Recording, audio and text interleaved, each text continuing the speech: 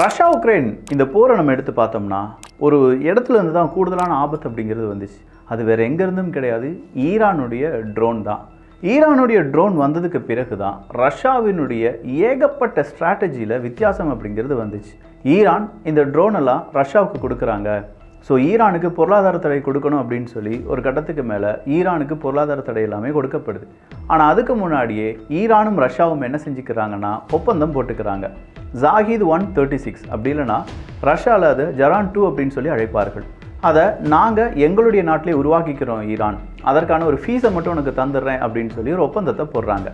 இந்த ஒப்பந்தத்தின் அடிப்படையில் ஏகப்பட்ட ட்ரோனை ரஷ்யாவை மேனுஃபேக்சர் பண்ணுறாங்க. பட் ஒரு கண்டுபிடிப்பு அத்தோடி மட்டும் நின்றுச்சுன்னா அது பழமையாகிவிடும். அதை யாருமே ஒரு கட்டத்துக்கு மேலே பயன்படுத்த மாட்டாங்க. கண்டிப்பாக அதில் சில புதுமைகள், புது டெக்னாலஜி இல்லை வேறு ஏதாவது புது விதமான திருப்பங்கள் அப்படிங்கிறது வர வேண்டும். அப்படி ஈரானுடைய புதிய 2 ட்ரோன் அப்படிங்கிறத உருவாக்கியிருக்காங்க. அது என்ன அப்படிங்கிறதும் ரஷ்யா உக்ரைன் போரில் இப்போ நடந்திருக்கக்கூடிய அப்டேட் என்ன அப்படிங்கிறதையும் இந்த ஒரு பதிவில் பார்க்க போகிறோம். டிபி டிப்ஸ் எல்லாத்தையும் பார்த்துடலாமா?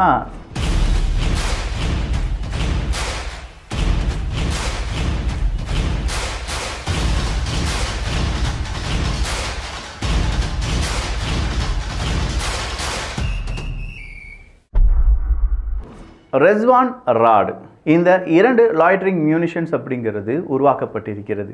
இந்த 2 லாய்டரிங் மியூனிஷன்ஸ் அப்படின்னு சொல்லும்போதே இதில் இந்த ரெஸ்வான் அப்படிங்கிற இந்த கமிகாஸ் ட்ரோன் என்ன தெரியுமா செய்யும்? கிட்டத்தட்ட 20 கிலோமீட்டர் ரேஞ்ச் அப்படிங்கிறது போகும். 20 நிமிடங்கள் விண்ணிலேயே பறக்கக்கூடிய திறமை இருக்கக்கூடியது தான். ஸோ எக்ஸ் ஷேப்பாக இருக்கக்கூடிய அதனுடைய விங்ஸ் எல்லாமே ஒரு டியூப்லார் ஸ்ட்ரக்சர்லேருந்து வெளியில் வரும்போது எக்ஸாக்ட் ஒரு மிசைல் வெளியில் வந்தால் எப்படி இருக்குமோ அதே பவர்ஃபுல்லோடு தான் வருது அப்படின்னு சொல்கிறாங்க. இந்த ரெஸ்வான் மற்றும் ராத் அப்படிங்கிற இந்த 2 ட்ரோனையும் ஈரான் தயாரித்திருந்தாலும் அதை இப்போ டெஸ்ட் பண்ணிட்டு இருக்காங்க.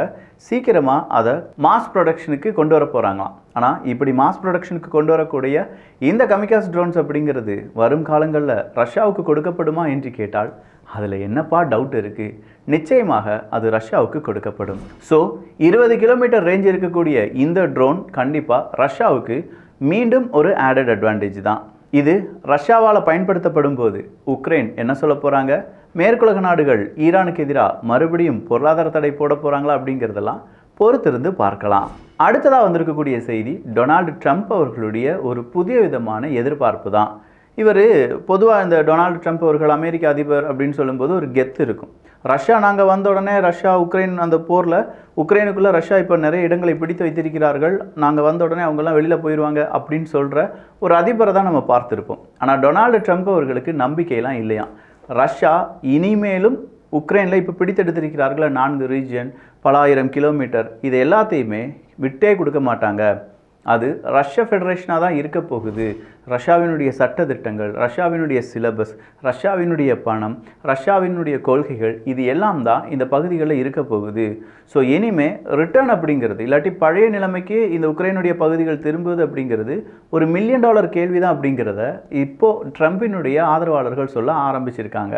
ஸோ ட்ரம்ப் அவர்களுடைய முடிவு நமக்கு தெரிஞ்சது. ரஷ்யாவுக்கு ஆதரவாக தான் அவருடைய முடிவு இருக்கும். ஆனால் உக்ரைனுடைய இடம் இழந்தது தான், இனிமேல் அதை எடுக்கவே முடியாது அப்படின்னு சொல்கிற மாதிரியான இந்த திட்டங்கள் கண்டிப்பாக யூரோப்புக்கு, ஏன்னா உக்ரைனை அடுத்ததாக காப்பாற்ற வேண்டியது யூரோப் தானே, யூரோப்புக்கு ஒரு பெரிய சிக்கலை தரப்போகிறது. அமெரிக்கா இல்லாமல் ஐரோப்பிய ஒன்றியம், யூரோப் நாடுகள் சேர்ந்து உக்ரைனுக்கான ஆயுதங்கள், பணம், உதவிகள், டெக்னாலஜி டிரான்ஸ்ஃபர் இது எல்லாமே செஞ்சு ரஷ்யாவை தோற்கடிக்க வேண்டும் அப்படின்னு சொல்கிறது எவ்வளோ பெரிய டாஸ்க்.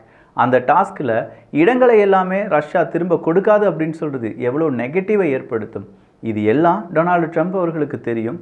ஆனாலுமே அவருடைய சகாக்களை வைத்து இந்த செய்தியை வெளியிட வைத்திருக்கிறார் அப்படின்னு சொல்லும்போது உலக அரசியலில் இன்னும் 8 தினங்களில் வரக்கூடிய மாற்றத்தை நம்மளால் இப்போவே ஸ்மெல் பண்ண முடியுது. 2 இடங்களில் இப்போ ரஷ்யாவினுடைய ஆயுதங்களும் இராணுவ வீரர்களும் இருக்காங்க. ஒன்று அப்படிங்கிறது போக்ரோஸ்க் அப்படிங்கிற பகுதியும், இன்னொன்று நிப்ரோ பெட்ரோஸ்க் அப்படிங்கிற பகுதியும் தான். இந்த நிப்ரோ பெட்ரோஸ்க் அப்படிங்கிற பகுதியில் ரஷ்யாவினுடைய இராணுவ வீரர்கள் அவங்களுடைய ஃப்ரண்ட் லைனை நிப்பாட்டியிருக்காங்க. வேணும்னா அங்கேருந்து இனிமேல் டீப்பாக உள்ளக்க போகணும். ஆனால் போக்ரோஸ்க் அப்படிங்கிற பகுதி அப்படி கிடையாது. இந்த போக்ரோஸ்க் அப்படிங்கிற பகுதியை அவங்க என்சர்க்கிள் பண்ணி ஒட்டுமொத்தமாக அது ரஷ்யாவினுடைய கண்ட்ரோலுக்கு வந்த பகுதியாக அறிவிப்பை கொஞ்சம் நாட்களுக்கு முன்னாடி இருந்தே கொடுக்க ஆரம்பிச்சிருக்காங்க. ஸோ எய்தர் அவங்க நிப்ரோ போட்ரோஸ்க் அப்படிங்கிற பகுதிக்கு உள்ளே போய் என்ட்ரு ஆகணும், அப்படி இல்லைனா இந்த போக்ரோஸ்க் அப்படிங்கிற பகுதியை அவங்களுடைய கண்ட்ரோல்லே வச்சுருக்கணும். இது இரண்டில் ரஷ்யாவினுடைய இராணுவ வீரர்கள் என்ன செய்ய போகிறாங்க, அதை பொறுத்து உக்ரைனுடைய அடுத்த கட்ட நடவடிக்கை இருக்கும் என்பது உக்ரைனுடைய டிஃபென்ஸ் மினிஸ்ட்ரியினுடைய அப்டேட்டாக இருக்குது. ரொமானியாவில் கொஞ்சம் நாட்களுக்கு முன்னாடி ஒரு எலெக்ஷன் நடந்துச்சு. அப்போது ரொமானியாவினுடைய பிரசிடெண்ட்டாக ஒருத்தரை தேர்ந்தெடுத்தாங்க. பட் அப்படி தேர்ந்தெடுத்த அந்த ரொமானியாவினுடைய பிரசிடெண்ட்டுக்கு ரஷ்யாவினுடைய ஆதரவு இருக்குது. அதனால தான் அவர் வின் பண்ணார். ரஷ்யாவினுடைய உதவி இல்லாமல் இது நடந்திருக்கிறதுக்கான வாய்ப்பே கிடையாது அப்படின்னு சொல்லி அந்த எலெக்ஷனை மேற்குலக நாடுகள் ரிஜெக்ட் பண்ணிட்டாங்க. எகெயின் மே மாதம் 2025 எலெக்ஷன் அப்படிங்கிறது நடைபெற போகிறது. இப்போது ரொமானியாவினுடைய பிரசிடென்ட் கேண்டிடேட்டாக இருக்கக்கூடிய நபர் என்ன தெரியுமா சொல்லியிருக்காங்க, ரொமானியாவினுடைய ஏர்பேஸான கான்ஸ்டாண்டா அப்படிங்கிறது வார் அகெயின்ஸ்ட் ரஷ்யாவுக்காக நாங்கள் விட்டு கொடுப்போம். அதாவது ரஷ்யாவை அடிப்பதற்கு இந்த கான்ஸ்டாண்டா அப்படிங்கிற ஏர்பேஸ்லேருந்து அவங்களுடைய எதிரி நாடுகள், ரஷ்யாவினுடைய எதிரி நாடுகள் அவங்களுடைய விமான சேவையை செய்யலாம் அப்படிங்கிற மாதிரியான தகவலை கொடுத்திருக்கிறார்.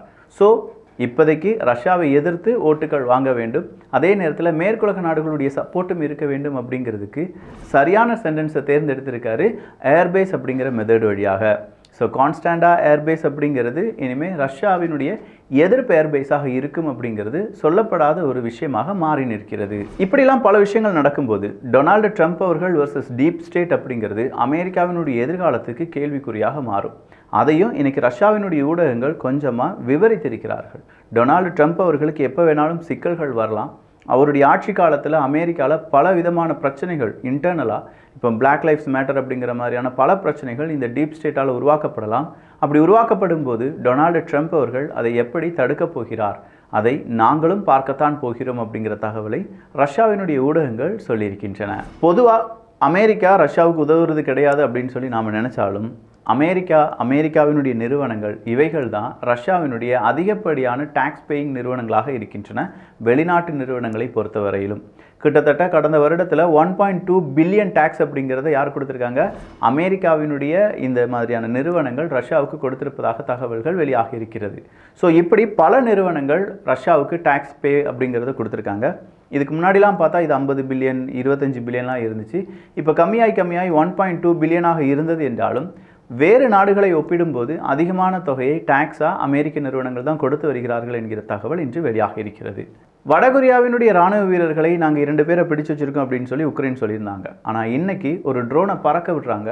அப்படி பறக்க விட்ட பிறகு உக்ரைனுடைய இராணுவ வீரர்கள் உலக நாடுகளுக்கு ஒரு எச்சரிக்கை செய்தியை அனுப்புகிறார்கள். அது ஒரு சோக செய்தி தான். 20 இராணுவ வீரர்களுடைய உடல்களை நாங்கள் கண்டுபிடித்தோம். ஆனால் இந்த 20 இராணுவ வீரர்கள் உடல்கள் அப்படிங்கிறது ரஷ்யாவினுடைய வீரர்கள் கிடையாது, எல்லாருமே வடகொரியாவினுடைய வீரர்கள் அப்படின்னு சொல்கிறது தான் அறிவிப்பு. இந்த அறிவிப்பு கண்டிப்பாக இப்போ நார்த் கொரியாவுக்கு போயிருக்கும். 20 வடகொரியாவினுடைய இராணுவ வீரர்கள் இறந்து கிடந்ததை நாங்கள் படம் பிடித்து விட்டோம் அப்படின்னு சொல்லியிருக்கக்கூடிய உக்ரைன் அவர்களை எப்படி கொன்றார்கள் அப்படிங்கிறத இன்னும் விவரிக்கவில்லை என்பது குறிப்பிடத்தக்கது. அப்படி விவரிக்கும் பட்சத்தில் வடகொரியாவினுடைய கோபம் அதிகமாகிறதுக்கான வாய்ப்புகள் இருக்குது. எனவே இப்போதைக்கு அவங்க காண்பித்திருப்பது பிணங்கள் மட்டும்தான். அடுத்ததாக அமெரிக்கா உருவாக்கிய இல்லை மாடிஃபை செய்த B-61 மிசைல், இந்த B-61-12 நியூக்ளியர் பாம்பு அப்படிங்கிறத மறுபடியும் என்ஹான்ஸ் பண்ணியிருக்காங்க. ஸோ B-61 இந்த 12 அப்படிங்கிறது கிட்டத்தட்ட ஒரு 50 வருடங்கள் பழக்கம் இருந்தாலும் அதை என்ஹான்ஸ் பண்ணுறது அப்படிங்கிறது அமெரிக்காவினுடைய ஒரு மிக முக்கியமான டார்கெட்டாக இருந்துச்சு. அதை இப்போ கம்ப்ளீட் பண்ணியிருக்காங்க. இந்த B-61-12 அப்படிங்கிற இந்த நியூக்ளியர் பாம்பு எதற்காக அப்படின்னு கேட்டால் இது ஒரு ஸ்ட்ராட்டஜிக்கல் நியூக்ளியர் பாம்பு தான். பட் இதை வச்சு எதிரி நாட்டுக்கு பல பயங்களை ஏற்படுத்த முடியும் அப்படிங்கிறது இப்போதும் அமெரிக்கா நம்புகிறது. ஏன்னா அமெரிக்காவினுடைய பல விமானங்களும் இந்த B-61-12 அப்படிங்கிற நியூக்ளியர் பாம்பை தாங்கி செல்லக்கூடிய வகையில் தான் உருவாக்கப்பட்டிருக்கின்றன என்பதும் குறிப்பிடத்தக்கது. ரொம்பவே முக்கியமான செய்தி வெளியாகி இருக்கிறது. ஜெர்மனியுடைய ரெயின்மெட்டல் மற்றும் MBDA. இந்த ரெயின்மெட்டல் மற்றும் MBDA அப்படிங்கிறது இரண்டுமே ஜெர்மனியினுடைய நிறுவனங்கள் தான். இவங்க 2 பேரும் சேர்ந்து லேசர் வெப்பன், நாங்கள் இந்த மாதிரி லேசர் வெப்பனை தயாரிக்க போகிறோம், எங்களுடைய கூட்டு முயற்சியில் லேசர் வெப்பன் அப்படிங்கிறது ஜெர்மனிக்காக தயாரிக்க போகிறோம் என்கிற அறிவிப்பை கொடுத்துருக்காங்க. ஸோ ரொம்ப ஸ்ட்ராங்கான லேசர் வெப்பன்ஸ் அப்படிங்கிறதுலாம் நடைமுறைக்கு இன்னும் வரவில்லை. பல நாடுகளும் அதை பற்றி யோசிச்சுட்டு இருக்காங்க, தயாரிச்சுட்டு இருக்காங்க. அதில் இப்போ ஜெர்மனியும் அந்த கோதாவில் இறங்கியிருக்காங்க அப்படிங்கிறத இன்னைக்கு ஜெர்மனி நமக்கு அறிவித்திருக்கிறது. ட்ரம்ப் மற்றும் புட்டின் அவர்களுடைய மீட்டிங் கண்டிப்பாக அது நடக்காதுன்னு எங்களால் சொல்ல முடியாது. அது நடைபெறுவதற்கான வாய்ப்புகள் நிறைய இருக்குது. அதற்கான முயற்சிகளில் 2 நாட்டு தலைவர்களும் தலைவர்களை சார்ந்த சார்ந்திருக்கக்கூடிய நபர்களும் எடுத்துக்கொண்டு தான் இருக்கிறார்கள் என்கிற தகவல் வெளியாக இருக்கிறது. ஸோ ஒன்ஸ் ட்ரம்ப் மற்றும் புட்டின் அவர்கள் சந்திக்கும் போது உலக அரசியலில் மாற்றங்கள் நிகழ வாய்ப்புகள் இருக்கின்றன. முக்கியமான 2 இடங்களை மீண்டும் ரஷ்யா அவங்களுடைய கட்டுப்பாட்டுக்குள்ள கொண்டு வந்திருக்காங்க. டிபிஆர் பகுதியில் இப்படி பல இடங்கள் ரஷ்யாவினுடைய கட்டுப்பாட்டுக்குள் வருவது உக்ரைனுக்கு பேரிழப்பாக பார்க்கப்படுகிறது. ஸோ நிறைய செய்திகள், நிறைய அப்டேட் அப்படிங்கிறத பார்த்துருக்கோம். இந்த அப்டேட் பற்றி உங்களுடைய கருத்துக்கள் இங்கே வரவேற்கப்படுகின்றன. எல்லோரும் வியூகத்தில், தமிழ் வியூகத்தில் இணைந்திருங்கள். நல்லதை பகிர்ந்து நல்ல சமுதாயத்தை உருவாக்குவோம். நன்றி, வணக்கம்.